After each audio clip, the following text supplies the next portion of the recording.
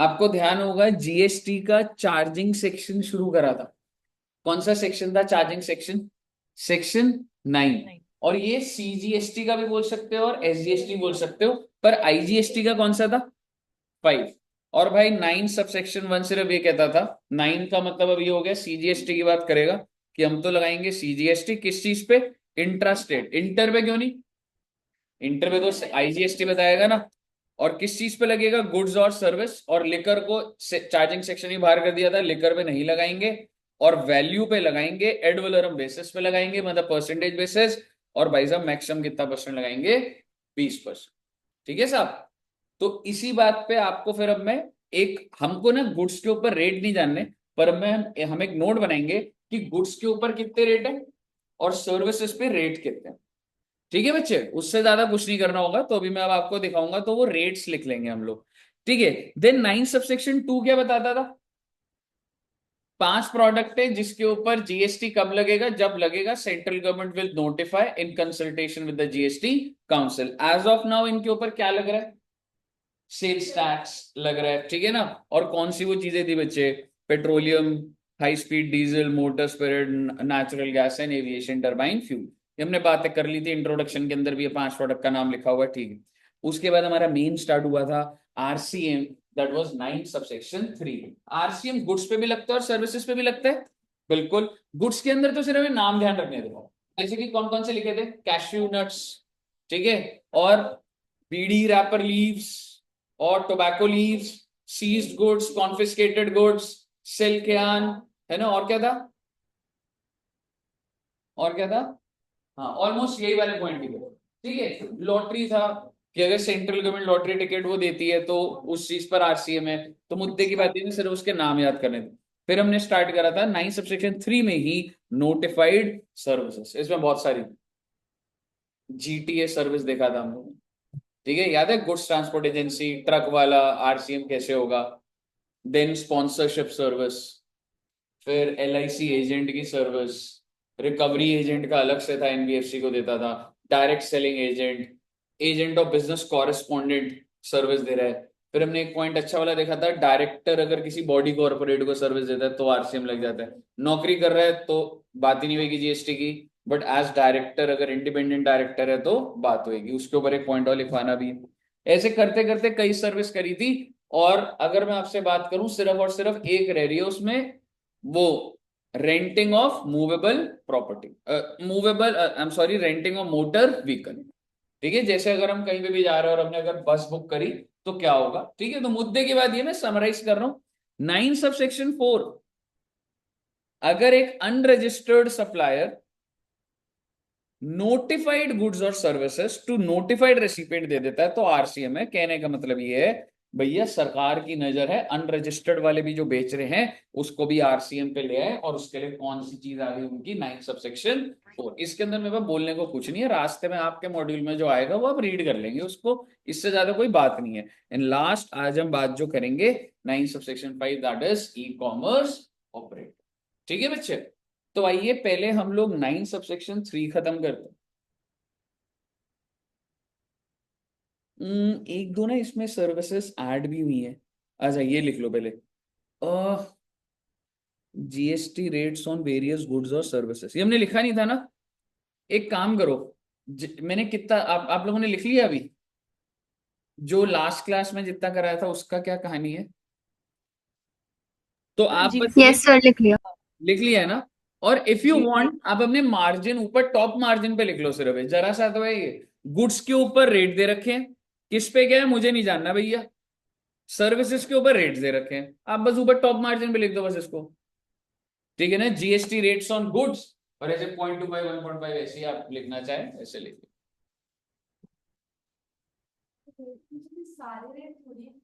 अलग अलग, कई अलग अलग होते हैं, जैसे कि नहीं नहीं, कैट एचएसएन कोड होता है, जैसे जो मैं तो बताया था, हार्मोनाइज सिस्टम नोमेनक्लेचर। तो कौन से गुड पे क्या है, ये इतनी बड़ी दुनिया हम कहाँ से याद रखेंगे। हमें ये ध्यान रखना था वो 8 डिजिट होता है, वर्ल्ड वाइड 6 डिजिट चल रहा है, इंडिया 8 डिजिट फॉलो कर रही है। बस इतनी बातें ध्यान रखनी है। किस पे क्या रेट है ये एक्सपेक्ट नहीं करा जाए। इसमें बस एक चीज मैं लिखवा दूंगा, if it is not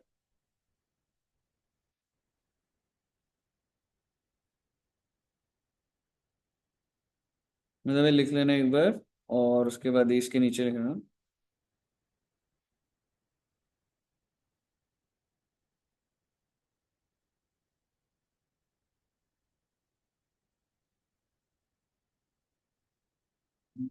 to determine the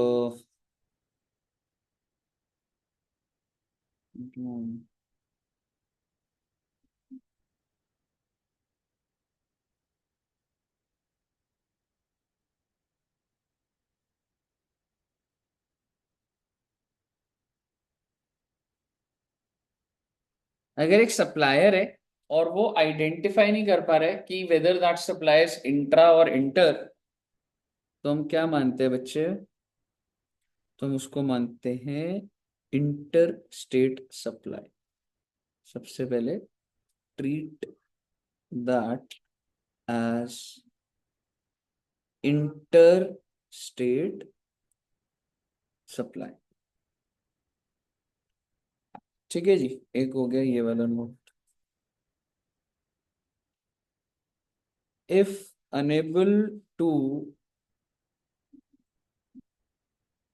determine the rate of GST, अगर आपको कोई रेट पता ही नहीं लग पा रहा, मतलब ऐसे केस स्टडी आ सकते हैं कि जो बेच रहा है उसको पता ही नहीं लग रहा, तो आप कितना परसेंट जीएसटी मान के चलेंगे?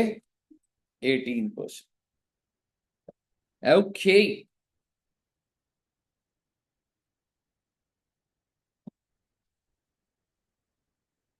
एक चीज बस बोल देता हूं इसमें,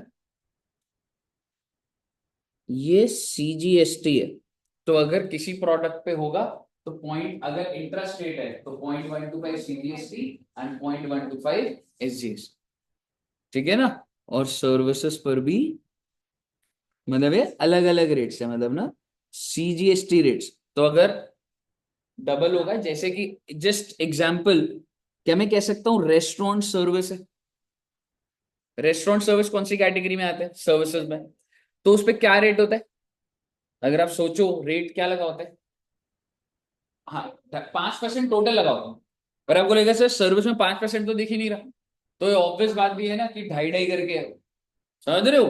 तो जैसे कि ये सिर्फ और सिर्फ रेट्स कौन से दिए हैं बच्चे? सिंगल सीजीएसटी के, या आप इसको एसजीएसटी बोल दीजिए, प्लस करके होगा वो चीज। ठीक है जी, तो सीजीएसटी रेट्स हैं ये।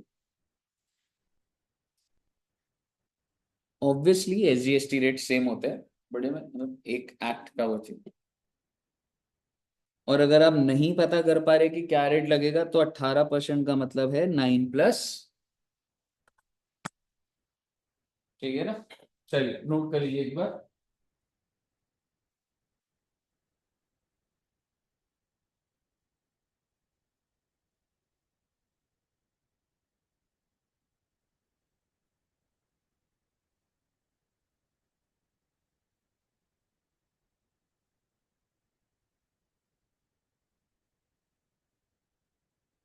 क्या हुआ?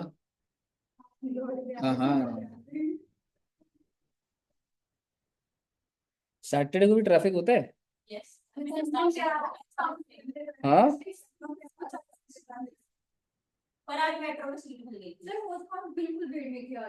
सैटरडे कम होता है। आइए, नोट कर लिया बच्चों ने? ओके सर, आज हमने क्या बातें करनी है? बहुत ही जरा सी रह गई है बेटा, बस जो दिख जाएगा बस बता दूंगा। और आरसीएम ये क्या था? अच्छा, एक ना आपको याद होगा हमने जीटीए का सारा एनालिसिस करा था। मैं ये अभी इसके अंदर कुछ नहीं घुसूंगा। मैं आपको एक चीज बोलूंगा कि रेसिपिएंट होता कौन है। जैसे कि सपोज करो, अब मैं जीटीए पर आ गया एकदम से, ट्रक वाला है, ठीक है, मैं अपने गुड्स आपको सप्लाई कर रहा हूं, उसके लिए मैंने ट्रक वाला हायर करा। Who is the recipient, I mean, मतलब मान लो मैं रिमोट है, मेरी फैक्ट्री है, मैं आपकी फैक्ट्री में भेज रहा हूँ, ठीक है, उसके लिए मैंने ट्रक वाले को हायर करा। तो मेरी भी फैक्ट्री है, आपकी फैक्ट्री है, रेसिपिएंट कौन होगा? जीटीए ने जो सर्विस दी ट्रक वाली, किसको दी? आई मीन जीटी एक सप्लायर है, ये डिफाइंड है। ठीक है, फिर मैंने आपको बोला था कि भैया तुम क्या होनी चाहिए, रेसिपिएंट। पर सर पॉइंट, फैक्ट्री ए फैक्ट्री बी, ये तो दो फैक्ट्री है, यहां से वहां गुड्स जा रहे हैं, तो जीटीए किसको माने रेसिपिएंट, द वन हु पे द फ्रेट। या तो फैक्ट्री ए दे रही होगी, ठीक है, या फैक्ट्री बी। तो रेसिपिएंट कौन होता है, अब उसके ऊपर ही लिख सकते हैं, मैं यहां पे लिख देता हूं। रेसिपिएंट मीन्स पर्सन हु पे द फ्रेट। अगर फैक्ट्री ए से फैक्ट्री बी पे जा रहे हैं, पर एक और कोई दूसरा चौथा बंदा है जो पेमेंट कर रहा है, भाई साहब वो रेसिपिएंट है। समझ रहे हो? तो बेसिकली बेटे ये सारी बातें ना ऐसा मत सोचना कि अरे सर क्या ही है, अगर होने के बाद तुम्हें दोबारा लिखवा रहा हूं मतलब इंपॉर्टेंट है, वो मिस हो गया था बोल रहा हूं इसलिए अभी उसी टाइम ही लिखवाना था यहाँ पे। ठीक है, ध्यान रखना बच्चे, छोटी छोटी बात है। जीटीए में और कोई ऐसी बात नहीं थी। आइए, बस हम लोगों ने ये वाला करना है, renting of motor vehicle for transportation of passenger. Sir ये बात आप क्यों कर रहे हो, मैं ये बात इसलिए कर रहा हूं क्योंकि इसके ऊपर क्या है, आरसी। एंड ऑब्वियसली बहुत सारी बातें देखनी होगी इसमें। पहले तो आप ये समझो कि कौन सी सर्विस है ये, जैसे कि अगर आप ओला उबर बुक करते हो, ये वो है क्या, रेंटिंग ऑफ मोटर व्हीकल? हाँ, पहले आप समझिएगा। No sir. पेट्रोल, अभी अच्छी लैंग्वेज आपको बुक के अंदर से लिखवा दूंगा, मैं सिर्फ इतना बोलना चाह रहा हूँ, where petrol is included in the, समझ रहे हो? तो सबसे पहले आपने ओला उबर आप बुक करते हैं, क्या मैं उसकी बात कर रहा हूँ, renting of motor vehicle? Answer is no. अगर आपका एक प्री डिफाइंड रूट्स होते हैं, और अगर प्री डिटरमिन्ड ओरिजिन डेस्टिनेशन होता है, उसको ये नहीं बोला जाता। उसने आपको अपनी गाड़ी किराए पे नहीं दी है, ये गाड़ी किराए पे देना है। ये क्या चीज है, मान लो एक इंसान की शादी हो रही है, और वो, उसको चाहिए भाई मैं तो रोल्स रॉयस में आऊंगा, मेरे को आप एक गाड़ी दे दो इतने घंटे के लिए। अब शादी चाहे छतरपुर में है चाहे कहीं है, इससे उसको कोई मतलब नहीं है। ठीक है, तो क्या ऐसे भी लोग किराए पे गाड़ियां लेते हैं? आपने देखा होगा, एक गाड़ी देखी लिमोजीन, लिमोजीन देखी, नहीं देखी? लिमोजीन में बहुत लंबी कार है मुझे, देखो लिमोजीन दिखाता हूँ। ठीक है, अगली बार आप बच्चों को लेके जाएंगे ना, तो लिमोजीन में लेके जाएंगे।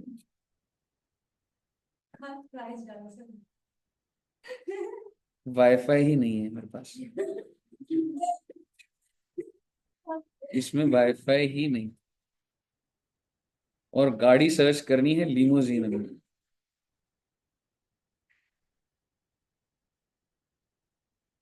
यार आईफोन मेरा, इसका क्यों नहीं आ रहा? दो हॉटस्पॉट में कनेक्ट नहीं होता, एक बार हॉटस्पॉट ऑन करना, एक बार कोई भी बच्चा हॉटस्पॉट ऑन करना। हाँ मैडम, आप ही का करा था ना, हो गया, ऑटो कनेक्ट हो गया। यार अभी मैं पे कर दूंगा यार।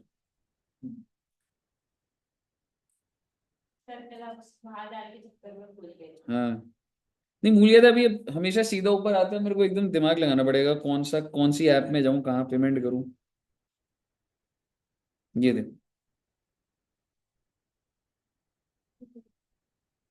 बताइए, अच्छी गाड़ी है ना ये? ऐसे तो बहुत सही गाड़ी है, और आपको पता है इसके अंदर भी बहुत अच्छा है, ये देखो ये इंटीरियर्स होते हैं इसके, बाहर से तो है ही, अंदर से देखो। हाँ,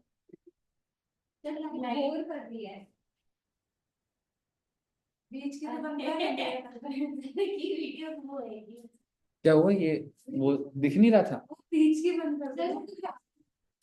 ठीक है, तो बेसिकली ये गाड़ी के इंटीरियर्स हैं, मतलब अंदर से देख रहे हो टीवी लगा हुआ है, सब कुछ एकदम सारे। लोग ऐसे बुक करते हैं बेटे वैलेंटाइंस डे पे, सच्ची कह रहा हूँ। नहीं मैंने नहीं करी, मैंने गिफ्ट ही नहीं दिया, मैम तब से पीछे पड़ी हुई है। कल जाने के बाद से, अगर आज नहीं दिया तो आज नहीं दिया, अलग अलग धमकियां मिल रही है, अटेम्प्ट टू मर्डर तक बोल चुकी हैं।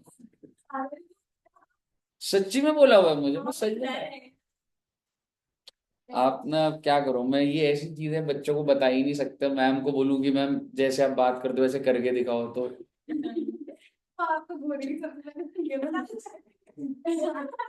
ठीक है ना, तो मतलब कल जैसे कहीं जा नहीं पाया अभी, तो अभी मैम अब है कि चेक कर रही हैं अभी वो, कि कितनी देर तक मैं ऐसे करता हूँ। फिर आपने वो सूर्यवंशम देखी है, उसमें खीर में जहर डलता है ना। हाँ, आशीष सर। हाँ, बिल्कुल।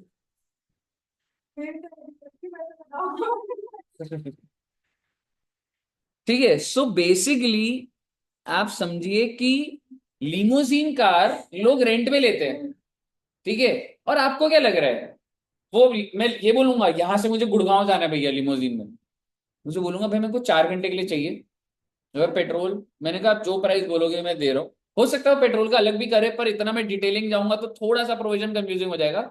इंटेंशन क्या है, मैं उसकी गाड़ी किराए पे ले रहा हूँ, इट्स नॉट अबाउट ट्रैवलिंग।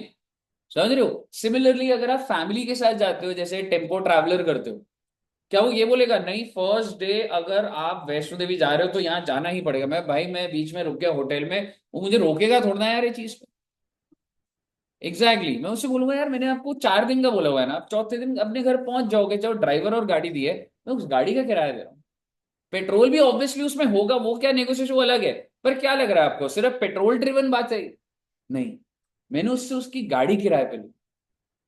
तो ऐसे बहुत सारे लोग का बिजनेस है, बिल्कुल नॉर्मल बात है। आपको अगर टेम्पो ट्रैवलर करना है, ठीक है, तो भाई आप उसे बोलोगे कितने दिन के लिए चाहिए, तो क्या वो आपको रूट बताएगा मैं ऐसे ऐसे ही जाऊंगा? नहीं। ठीक है, बोलेगा भाई साहब ड्राइवर दे रहा हूँ, गाड़ी दे रहा हूँ, जहां चलानी चलाते रहो। ठीक है ना। तो ये रेंटिंग ऑफ मोटर, ये बात मैं इसलिए कर रहा हूं क्योंकि इसके ऊपर क्लैरिफिकेशन आई हुई है कि पैसेंजर ट्रांसपोर्ट सर्विसेज को कंफ्यूज ना करा जाए। पेपर में आ जाएगा सप्लायर ने सर्विस कौन सी दी, पैसेंजर ट्रांसपोर्ट सर्विस, और बोलेगा बताओ आरसीएम है, नहीं है भाई। ये लिखवाऊंगा आपको मैं, अभी नीचे को लिखा होगा तो, नहीं भी लिखा हुआ तो, ये ना क्लैरिफिकेशन आई थी तो लिख लेते हैं, अभी इतनी बात कर ली तो। क्लैरिफिकेशन क्या है ये, passenger transport service, just keywords बोल रहा हूं आपको, इसमें प्री डिफाइंड रूट होता है बच्चे, और प्री डिफाइंड प्राइस होता है। जब आप उबर बुक करते हो प्राइस आ जाता है एस्टिमेटेड, ठीक है, तो प्री डिफाइंड प्राइस होता है। तो आप मुझे बताइए ये जो पैसेंजर ट्रांसपोर्ट सर्विस है, क्या आरसीएम इस पर एप्लीकेबल है? आंसर इज इस पर नहीं है जी। तो किस चीज पर है सर? ये है बेटे, अगर आप मोटर व्हीकल को किराए पर, where the cost of the fuel is included in the price charge। Correct word ये था, पेट्रोल लिख दिया मैंने, अभी और देखोगे कॉस्ट ऑफ द फ्यूल लिखा हुआ। ठीक है। अब सर आरसीएम में बहुत अच्छी बात है सर, ठीक है। अब आप सोचिए, अब हम और ड्रिल डाउन कर रहे हैं बात को। सपोज करो मेरा यही धंधा है, 12 टेम्पो खड़े हैं, जिसको चाहिए 4 दिन 5 दिन महीना चाहिए आप ले लो, मैं किराया चार्ज करूंगा। ठीक है, तो उनके पास क्या सुविधा है जीएसटी के अंदर? ठीक है, तो वो क्या है कि भाई तुम अगर जीएसटी में एक बंदा रजिस्टर कर चुका है, तो या तो वो जीएसटी कितना चार्ज करेगा बच्चे, 5+5 आप कह सकते हैं, 5% बोलता हूं मैं, आधा सीजीएसटी रेट ही बोलूंगा, या फिर कितना परसेंट है, वैसे 12 बोलना चाहिए मुझे, या तो 12। ठीक है, और वैसे आपको बताऊं ये यहाँ पे ना किसी और पर्पज से लिखा हुआ, मुद्दे की बात ये है, दो रेट है, या तो 5% या तो 12%। ठीक है, वो है 2.5 और ये है 12। अब मुझे बताइए। हम्म।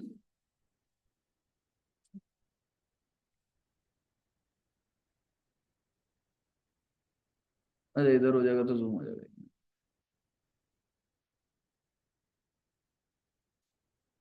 ठीक है, अब आप समझिए, या तो जो टेम्पो वाला है, टेम्पो नहीं बोलूंगा, पैसेंजर। टेम्पो वाला तो हो जाता है गुड्स, हो जाता है वो जीटी हो जाता है। मेरे तो भाई वो जो 14 सीटर और वो वाली बसेज है, मैं तो वो है। ठीक है, ऐसे मैं स्कूल वालों को भी दे सकता हूँ। मेरी फ्लीट ऑफ बसेस है, मैं स्कूल को किराए पे देता हूँ, पूरे महीने का किराया मिलता है मुझे, बस दे रखी है मैंने उनको किराया। ठीक है, तो मान लो मेरी बसेस है और मैं स्कूल को देता हूँ, तो दो चीजें, या तो मैं जीएसटी 5% चार्ज करूंगा, या तो मैं 12% चार्ज। ठीक है, आप ये समझ लीजिए, if I choose to be taxable at 12% forward charge, यानी कि आरसीएम में 12% हो ही नहीं सकता। पेपर में आ जाएगा एक बस है, स्कूल बसेस देता है और उसका 12% है, बताओ आरसीएम में, भाई आरसीएम हो ही नहीं सकता।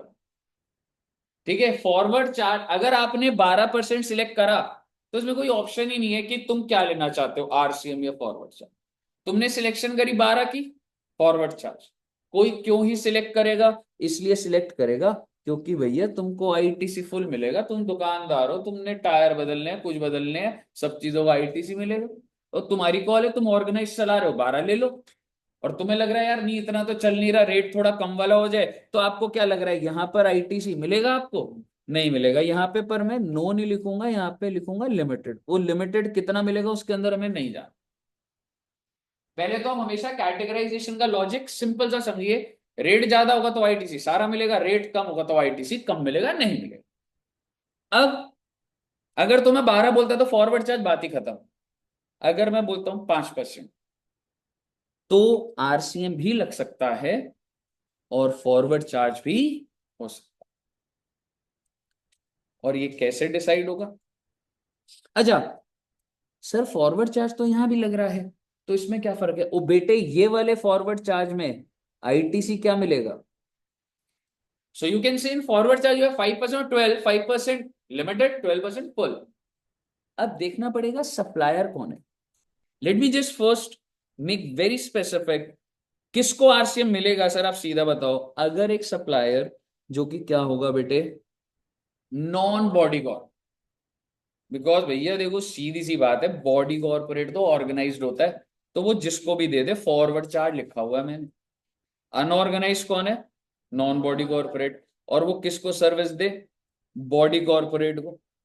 तो क्या लग जाएगा बेटे, एक मिनट रुक जाना, आरसीएम। सॉरी, दोनों ही केस में आरसीएम। मेरे कहने का मतलब है, ध्यान से सुन, नहीं बच्चे एक मिनट, सॉरी, यहाँ पर एफसीएम वो रिवर्स कर दिया बस उन्होंने। ठीक है, सुनिए, एक बार दोबारा से बोल देता हूं, आप इतना समझिए। पहले तो मैं सीधा सीधा बोल दूं, तुम्हारी भाई साहब तुम्हारा यही काम है, 12% है। रिवर्स चार्ज या फॉरवर्ड चार्ज? Forward charge. आप 5% लेना चाहते, लेना चाहते, if you're a body corporate, forward charge. Body corporate organise हो जी आप। अगर आप बॉडी कॉर्पोरेट है तो रेसिपिएंट चाहे बॉडी हो चाहे नॉन बॉडी हो। लेकिन अगर आप नॉन बॉडी कॉर्पोरेट, तो आरसीएम लग सकता है सिर्फ और सिर्फ किस केस में? If you supply to a body corporate तो आरसीएम 5%, अदरवाइज भाई साहब फॉरवर्ड चार्ज। क्लियर है बच्चे? एक बार आराम से ऑब्जर्व कर लो, ये चीजें ऐसी होती है एकदम से दिमाग में कोई एग्जांपल बने तो वो है, आप वो पूछ सकते हैं। पर आपको मैं इतना बोल रहा हूं, 12% पे सीधा ही बाहर हो रहा हूं, 5% पे कुछ भी हो सकता है। और अगर तो सप्लायर बॉडी कॉर्पोरेट है तो बाहर हो गया वो, नॉन बॉडी है और अगर उसने बॉडी कॉर्पोरेट दिया तो आरसीएम है, नहीं दिया तो फॉरवर्ड। कहिए साथ, क्लियर है? इसको नोट कर लीजिए, नोट करते करते कॉन्सेप्ट अपने आप क्लियर भी हो जाए।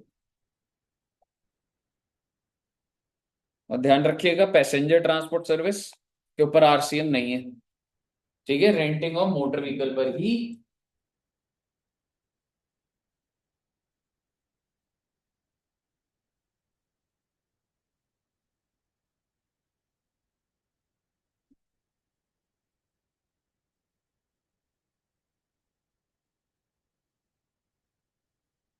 कर रहे नोट बच्चे, आगे बढ़ू? सर, हाँ जी बच्चे। ये जो 6+6 है वो सीजीएसटी रेट है ना? हाँ जी बच्चे, मतलब बेसिकली सीजीएसटी, एसजीएसटी। और ये जो 5 है ना, ये 2.5 + 2.5 है बच्चे। हाँ जी, वो ना फॉरवर्ड चार्ज के लिए ओब्लिक करके वो लिखा हुआ था टेक्निक, वो वैसे लिख नोट्स में वैसा सही से नहीं आया, तो इसलिए मैंने से उसको हटाई दी। तो ओवरऑल वो 5% है। अंदर ही कर दूं क्या 2.5 + 2.5? तो लिख लिया होगा तुमने वैसे। हाँ, उसको ना ऐसे कर देता हूँ।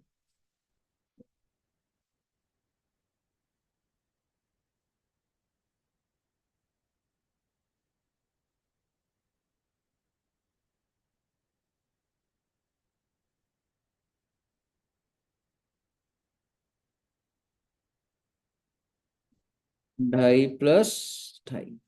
कहिए साहब जी, क्लियर है? इनके ऊपर ना अगर मैं आरसीएम में बोलूं, एक ये renting a motor vehicle, director वाला, और एक जीटी, ठीक है, यही तीन अगर मैं बोलूं, उस पर थोड़ा सा चार्ट बना है, वो उस पर आ जाता है कभी कभी क्वेश्चन। कहिए साहब जी, क्लियर है? बस बेटे लास्ट पॉइंट पे आ गए बेटे हम, दैट इज ईसीयू। जल्दी लिखो बच्चे।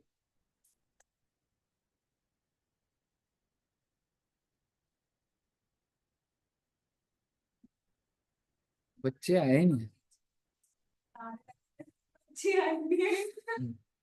और उसने जब वीडियो ऑन करा तब वो बोलना बंद हो चुके थे, तो वीडियो वो थी। हम्म। आज बच्चे आए क्यों नहीं वैसे? सर हाँ जी बच्चे। सर ये टॉपिक से रिलेटेड नहीं है, बट मुझे पूछना था कि कंप्यूटेशन वाले जो टैक्स के लंबे क्वेश्चंस होते हैं ना, डीटी के, हम्म। वो भी आएंगे क्या मंडे के टेस्ट में? और अभी ना मैंने तुम्हें वो प्रैक्टिस नहीं कराया, नहीं अभी वो, मतलब ना मैं पांचों हेड्स का टोटल का क्वेश्चन कुछ ऐसा डालूंगा जिसमें आपको कोई नई चीज मुझे पता हो तुमने कितना करा हुआ है उसके अंदर ही होगा।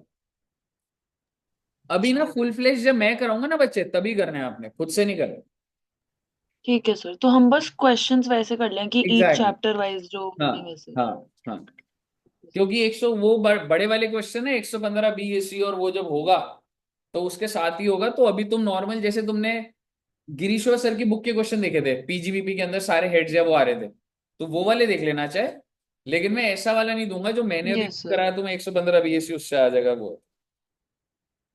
सेट ऑफ में भी ऐसे ही होएगा, या सेट ऑफ में भी पूरा पहले सारे हेड्स का करके फिर होएगा?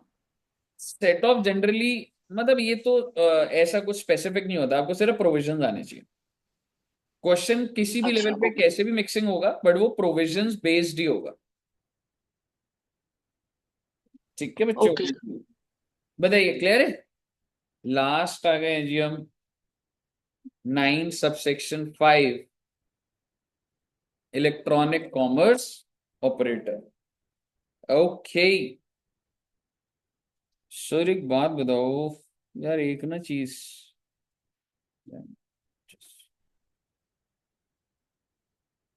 एक चीज बोलना चाहता हूँ यार।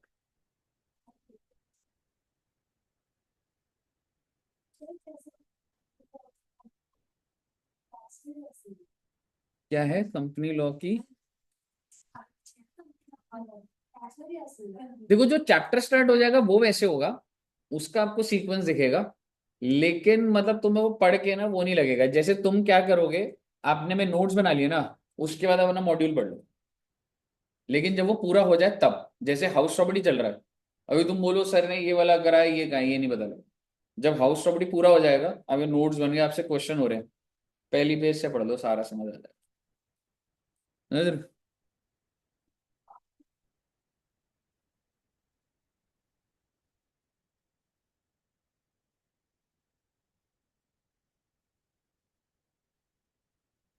क्या हुआ?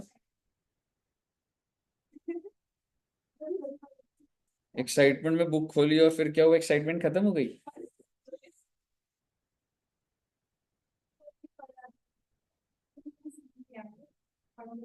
नहीं भाई, जैसे जो चैप्टर हो जाता है ना, जैसे सेटअप हो गया, वो अब पढ़ोगे जब दिमाग में है ना तो समझ आएगा, पर उसके अंदर फ्लो नहीं है।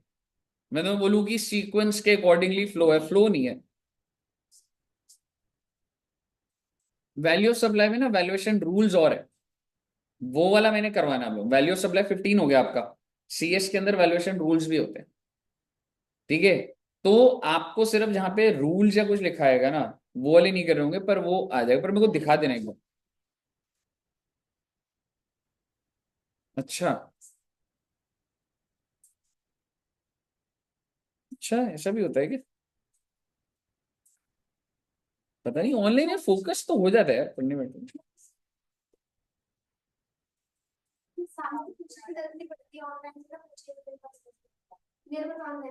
अच्छा, तो आप ऐसे तो नहीं कर रहे ना ऑनलाइन में सर, आप ऐसी फोन में पूछ रहे हो कि सर रिप्लाई कर दो? नहीं कर रहे ना? डोल्विया जी, आउटिंग विदाउट फोटोज। सर अब ये ना मैं बता रहा हूँ, मैं प्रदूषण सर की तारीफ करने लग जाएंगी। अच्छा ठीक है ठीक है ठीक ये बताइए। है। जीएसटी का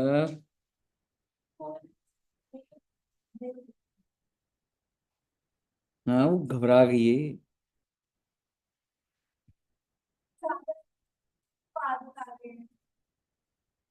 अरे अरे टैक्स। मेरा गुस्सा है, मुझे जानना नहीं है, लेकिन मैं बता दूंगी। जब तक मजाक है, तब तक मजाक है। पहले ये सुनिए, पर ऊपर मालूम नहीं देते हैं। डॉल्विया जी खतरनाक है। नहीं। हाँ, ये चक्कर क्या है यार इसमें? 2026 वाला तो फिर तूने सर कोई बात सर मई 25 ये वाला है। हाँ जी। दूषण से सबकी फैलाते हैं, और दूषण से भी क्यों नहीं फैलाते हैं? बातें हाँ फैलानी चाहिए आप लोग को। ऐसी कुछ भी कहानी बनाओ ना, फैलाते रहा करो। आज दूसरे सर क्लास में गिर गए, ड्रिंक करके आए थे, कुछ भी फैलाते रहा करो बच्चों को। हाँ, है ना, कुछ भी फैलाओ। सर आपके हारने वाली वीडियो मिल गई सर मेरे को। मिल गई है ना? हाँ सर। यार लेकिन आज आप आए नहीं, मुझे यही लग रहा है कि इतना हरा दिया मैंने, बच्चे आए नहीं आज। अरे नहीं सर, आज तो ये लाइन अच्छी नहीं लग रही सर बोलते हुए आप पे। हाँ वही वही सही बात है। निमिष को मैंने बॉलिंग में हराया, हैमर वाले। हाँ, नहीं, झूठ। एक उसमें हारा था, हैमर में हराया मैंने। झूठ। ओ, सब हैमर पे में हारा झूठ। है भाई। क्या है? और सर वो मैं ना मशीन जानबूझ खराब के थी। एक में तो जीतने देता ना इसको, वो चीज है। नहीं वैसे हाँ, एयर ये हॉकी। वो वाला जीता है, पंच वाला जीता है। हाँ, air hockey. Punch. Air hockey. Air hockey air cricket. Hockey में तो हराया मैं तेरे को। कौन सा हरा दिया एयर हॉकी? कितना झूठ बोल इससे रहे। पहले वाला एक 1-1 था हमारे एयर हॉकी में। अरे सर आप मेरे से दो दो तीन तीन पॉइंट से जीते थे बस, वहां पे भी पंच वाले में भी। यार मेरा तो आज मूड था, तुम आते क्रिकेट खेलते, हराता तुम्हें और आगे शाम को। हारे तो क्रिकेट में कितना हारोगे? हाँ सही बात है। प्ले स्टेशन खेलना, वो भी अच्छी थी गेम सारी। चलिए उसमें अच्छा, भी डर एक गए चीज कि अरे करो। इसमें भी हार जाऊंगा। हाँ, नोट्स बना ले चलो।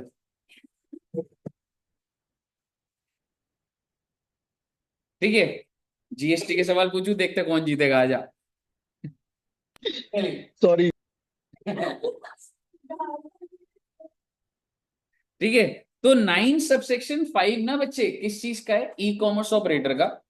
इसमें भी ना पहले बहुत जरा सा यही था, फिर उसके अंदर एक नई बात आ गई है, मेरी बात पूरी समझ लेना। वैसे मैं कुछ ना भी बोलूं ना, सिर्फ एक बार इनपुट देना मुझे, पढ़ना ये ना ईसीयू होता क्या है। जैसे अमेजोन है, आप अमेजोन के थ्रू सामान मंगवा रहे हो, तो आपको क्या लग रहा है इनवॉइस कौन रेस करता है?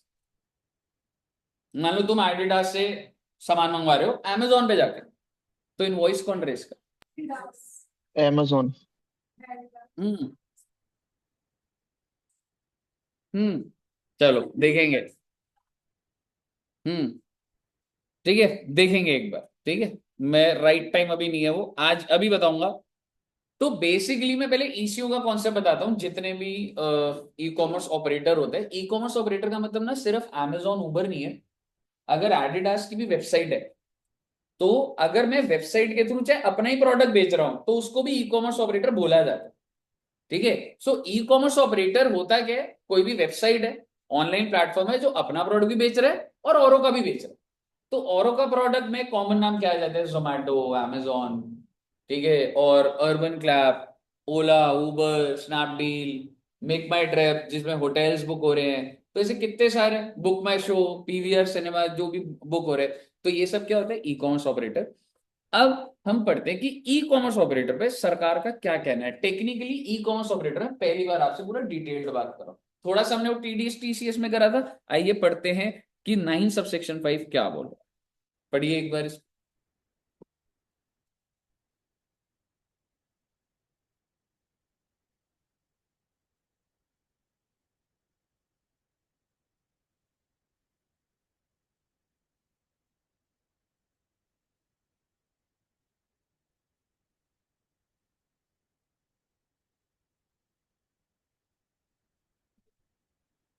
इंट्रास्टेट सर्विस है, तो it will be considered as if, कौन सप्लाई कर रहा है, ईसीओ खुद ही सप्लाई कर।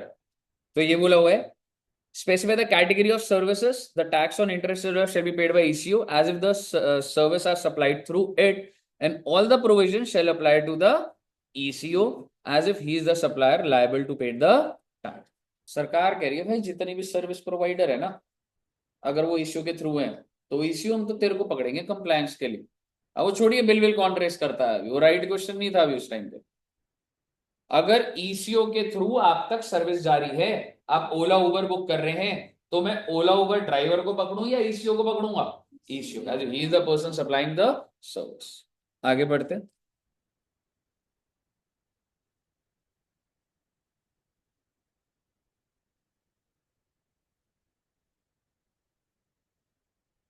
सिर्फ पहला पैराग्राफ पढ़ना और बताना क्या बोल रहा है वो। अगर टैक्सेबल टेरिटरी में कोई फिजिकल प्रेजेंस नहीं है, तो जो भी उनको रिप्रेजेंट करता है अपॉइंट वो अ रिप्रेजेंटेटिव और एन एजेंट। आगे बढ़िए, फर्दर इफ ईसीओ, आगे बढ़िएगा, प्रोवाइडेड फर्दर।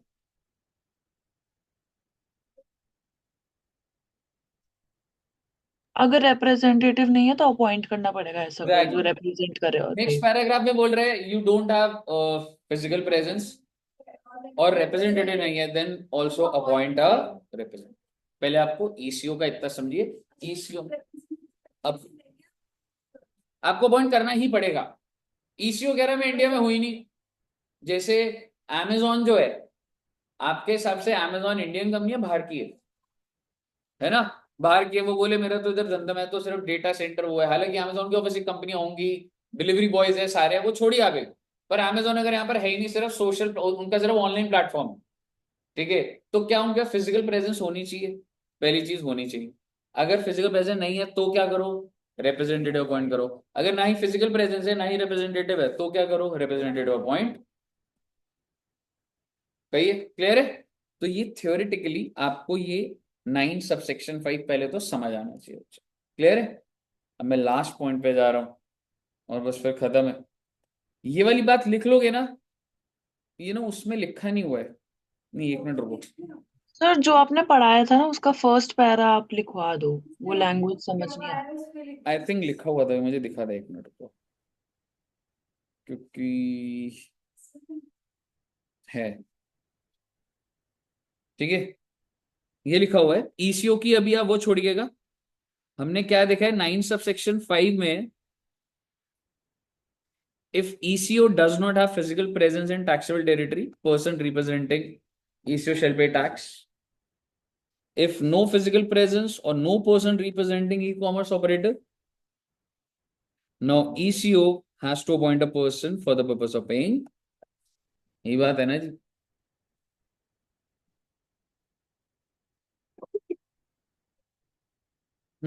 अब आप समझिए, हम लोगों ने देखा कि अगर इंट्रा स्टेट, कीवर्ड्स लिख रहा हूं बस, आपने जो दिमाग में चल रहा है आपका, इंट्रा स्टेट सर्विस पर किसकी जिम्मेवारी बांधी गई है, तुम्हारे थ्रू जो भी बेचेगा तुम्हारे को ही पकड़ेंगे, टैक्स जमा करो।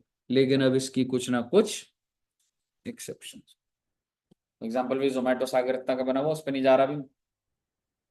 तो बेसिकली भाई इंट्रा स्टेट सप्लाई के अंदर ईसीओ तुम्हारी जिम्मेवारी है, लेकिन कुछ सर्विसेज पे तुम्हारी जिम्मेवारी नहीं है। ओके, कौन सी चीजों पे जिम्मेवारी नहीं है सर।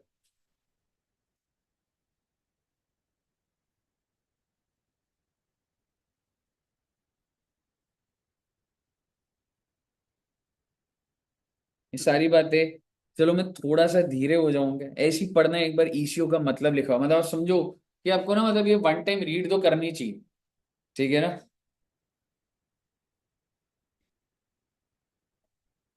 हम्म।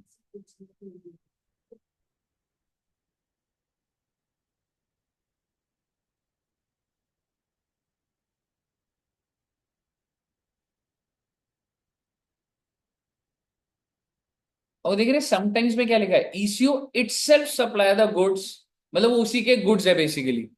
और बेटर भी आपको नीचे लिखा जाए, और क्या कह रहे हैं, सिक्योरिटी गवर्नमेंट को बता रहा था, वो नाम याद नहीं आ रहा। क्या है, सिक्योरिटी गवर्नमेंट में नाम पढ़ा था, नाम याद नहीं आ रहा, उसको कहते क्या है। जैसे एडिडास की अपनी भी प्लेटफॉर्म है ना, जहाँ सिर्फ एडिडास के सामान है, तो उसको कुछ और कहते हैं। और जैसे ये अमेजोन ये सब है, तो उसको कुछ और कहते हैं, बट नाम याद नहीं आ रहा। एडिडास की वेबसाइट, हाँ। पता नहीं। हाँ। सिक्योरिटी लॉ, इसमें तो ऐसा तो कुछ नहीं आएगा, ठीक है। मुझे बताइए, ये पढ़ा आपने एक बार। अच्छा, the government on the recommendation of council specify the category of tax which shall be paid by the ACO if such services are supplied to it. Such services has been notified. तो basically ये सारी की सारी services जो notified है, ठीक है। अच्छा, मतलब एक चीज मैं बोल देता हूँ, जहां तक हमने रजिस्टर करा कि भाई ईसीओ तुम ही को पे करना है, कौन सी सर्विसेज पे, नोटिफाइड। अब मैं वो आपके साथ नोटिफाइड सर्विस की बात कर रहा हूँ।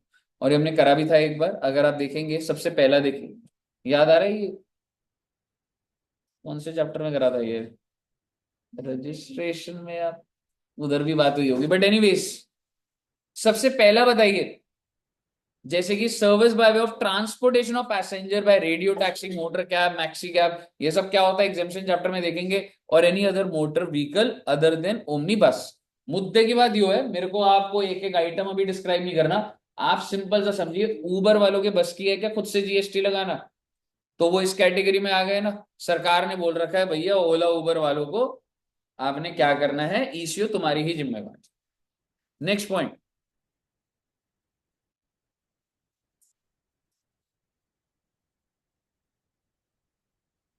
ओमनी बस को बाहर करा तो ओमनी बस को इंक्लूड कर दिया, लेकिन बस क्या बोल दिया कि जो ये सर्विस दे रहा है ओमनी बस का, वो क्या नहीं होनी चाहिए, कंपनी नहीं होनी चाहिए।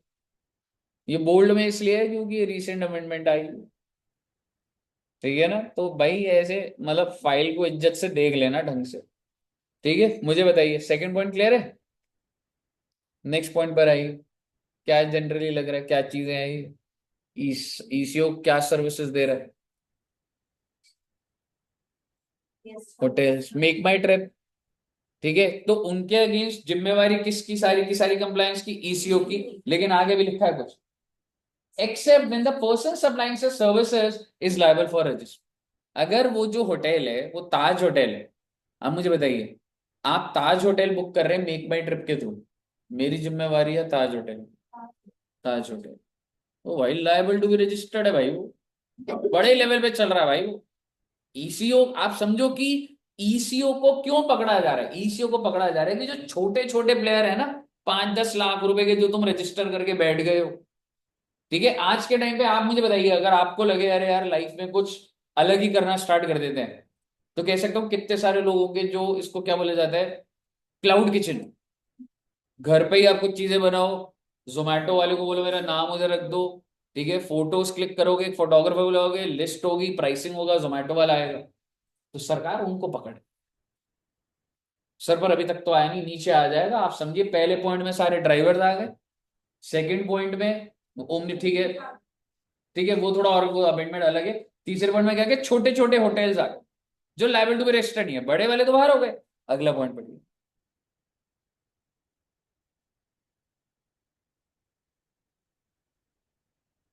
बिल्कुल प्लम्बर कारपेंटर आते हैं, ठीक है। लेकिन अगर वो प्लम्बर और carpenter liable to be registered है तो वो खुद कंप्लायंस करेंगे, और अगर नहीं है तो ईसीओ का। क्लियर है बच्चे।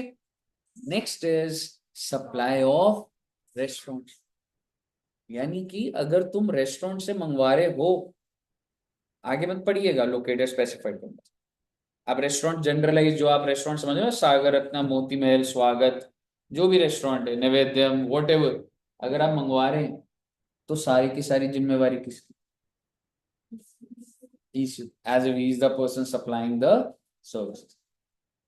Other than services supplied by restaurant, comma eating joints located at specified, और ये स्पेसिफाइड प्रेमाइस है कि तुम अगर ये जो आपने देखा है होटल में भी रेस्टोरेंट्स होते हैं, वो बाहर हो रही है। स्पेसिफाइड प्रेमाइसेस 5 स्टार होटल, मैं 5 स्टार क्यों बोल रहा हूं, अगर उस जिस भी स्पेसिफाइड प्रेमाइस में अगर वो है और अगर उसके रूम का किराया 7500 से ऊपर है, ये लिखी हुई बात है,